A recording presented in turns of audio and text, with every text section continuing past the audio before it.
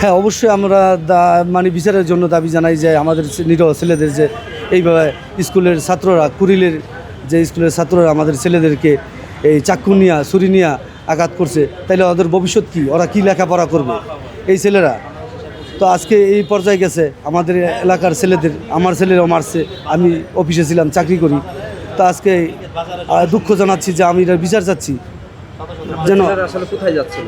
আমার ছেলেরা পরীক্ষা দিয়ে বাসার দিকে রওনা হয়েছিল, রিক্সা থেকে নামায়, আমার মেয়ের সাথে ছিল, আমার ছেলেরা নামাইছে, নামায় স্কুল ড্রেস ছিল বিদায় এই মাইট শুরু করছে। আমার ছেলের কানের মধ্যে 7টা শিলি রাখছে, চাকু দিয়া। ছেলে নিয়ে এই মুহূর্তে কি নিরাপত্তাহীনতায় ভুগছেন? ছেলেকে অবশ্যই নিরাপত্তাহীনতায় ভুগছি। সামনে আরেকটা পরীক্ষা আছে, পরে ঈদের পর পরীক্ষা আছে, নিরাপত্তাহীনতায় ভুগতেছি। যেটা প্রশাসনের দৃষ্টি আকর্ষণ করছি যে ওনারা যেন এই ব্যাপারগুলো দেখে দয়া করে। এটার কঠিন বিচার আছে। আমার ছেলের নাম হচ্ছে এস এম সালমান।